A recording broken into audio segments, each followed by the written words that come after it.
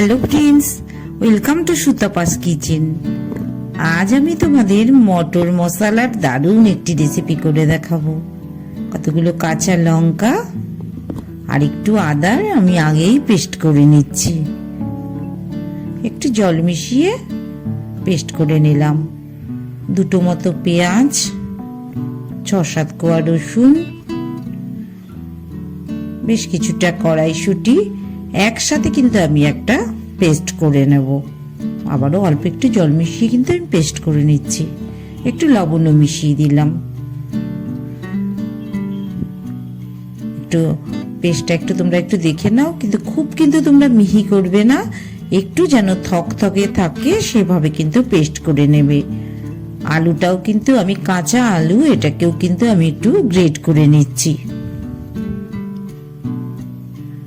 তোমরা ইচ্ছে মতন প্রয়োজনে তোমরা পরিমাণ বুঝে দুটো আলুও ইউজ করতে পারো। আমি একটা আলু ইউজ করেছি। দুটো মতন টমেটো, তারও কিন্তু আমি পিউরি করে নিচ্ছি। কড়াই বসিয়ে দিয়েছি। 2 চামচ মতন আমি তেল, সর্ষের তেল ঢেলে দিলাম। একটু সাদা জিরে ফোড়নও দিয়ে দিলাম। এবার আদা কাঁচা লঙ্কার যে পেস্টটা করে রেখেছি সেটা একটু আগে আমি ভেজে নিচ্ছি। আলুটা যে গ্রেট করে রেখেছি সেই আলুটাও কিন্তু আমি হালকা একটু ফ্রাই করে নেব। খুব বেশি কিন্তু তোমরা ভাজবে না বা খুব তাপও দেবে না। আবার এদিকে দেখো, এই যে কড়াইশুঁটিটা আমি দেখিয়ে দিচ্ছি, এইরকমই কিন্তু একটু আদো আদো অবস্থায় রেখে দেবে। এবার ওটাও মিশিয়ে দিলাম। টমেটো পিউরিটাও কিন্তু আমি এরপরেই মিশিয়ে দিচ্ছি। সবকটাকে কিন্তু আমি একসঙ্গে একটুখানি বেশ কষিয়ে নিচ্ছি। কাঁচা আলুটাও আছে, মটরশুঁটির পেস্টটাও আছে, আর এদিকে দেখো 1 চামচ মতন কাশ্মীরি লাল লঙ্কার গুঁড়ো মিশিয়ে দিলাম। 1 চামচ লবণও মিশিয়ে দিচ্ছি। মশলাটা কিন্তু আমি কষিয়ে নিচ্ছি। 1 চামচ জিরের গুঁড়ো মিশিয়ে দিলাম। একটু ধনে গুঁড়ো মিশিয়ে দিলাম। একটু আমচুর পাউডার মেশালাম। তোমরা ইচ্ছে করলে চাট মশলাও মেশাতে পারো। এবার মশলাটা কিন্তু আমি ভালো করে কিন্তু কষিয়ে নেব। এমনভাবে তোমরা কষাবে যাতে একটু দেখো, একটু হলুদ মিশিয়ে দিচ্ছি। তোমরা কষানোর সময় অবশ্যই মাথা রাখবে যাতে কড়াইশুঁটিটা ভালো করে কষানো হয়, না হলে একটু কাঁচা কাঁচা কিন্তু গন্ধ থেকে যাবে। হয়ে এসছে আমার। একটু কসৌরি মেথি আমি একটু ক্র্যাশ করে মিশিয়ে দিচ্ছি।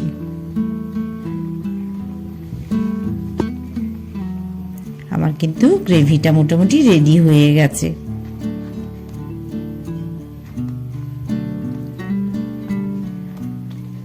আমি দেখি বুঝতে পারছো আমার অনেকটাই প্রিপারেশনটা হয়ে এসছে।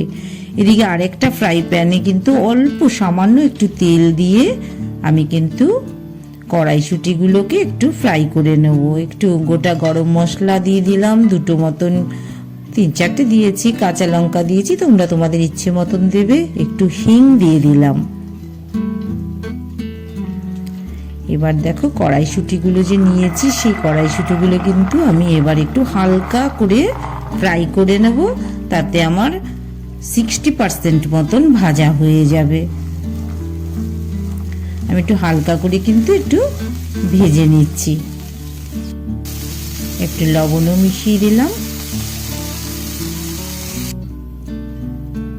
দেখো আমি একটু টিপে দেখিয়ে দিচ্ছি, আমার কিন্তু মোটামুটি 60%-এর মতন ফ্রাই হয়েই গেছে।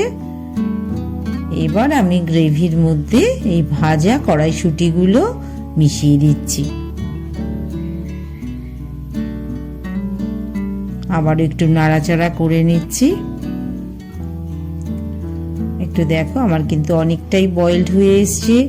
তোমাদের যদি আমার এই রেসিপিটা পছন্দ হয় তবে তোমরা অবশ্যই সুতপাস কিচেন একটু সাবস্ক্রাইব করো। আর একটুখানি দেখো আমি একটু ভাজা মশলা করে রাখা আছে সেটাও মিশিয়ে দিলাম। আর একটু কসৌরি মেথিও কিন্তু আবারও একটু মিশিয়ে দিলাম। 1 চামচ মতন চিনি মিশিয়ে নিলাম। এবার আমি কিন্তু সার্ভের জন্য নামিয়ে নিচ্ছি। আর ওই যে ভাজা মশলাটা দিলাম সেটা কিন্তু আমার জিরে, ধনে, শুকনো লঙ্কার একটা আলাদা হালকা মানে সাদা খোলা, শুকনো খোলায় আমি ফ্রাই করে পেস্ট করে নিয়েছিলাম সেই মশলাটা কিন্তু আমি মিশিয়ে দিয়েছি। তোমাদের একটু গ্রেভি তুলে দেখালাম, দেখো কি সুন্দর দেখতে হয়েছে। খুব ভালো কিন্তু রেসিপিটা হয়, তোমরা রুটি বলো পরোটা বলো সব কিছুর সাথেই কিন্তু তোমরা এটা খেতে পারবে। একটু আমি দেখো একটু ধনে পাতাও কিন্তু নামানোর পরে চারিদিকে ছড়িয়ে দিচ্ছি, একটু ওলট পালট করে নেবে, তাহলেই কিন্তু তোমাদের রেডি হয়ে যাবে।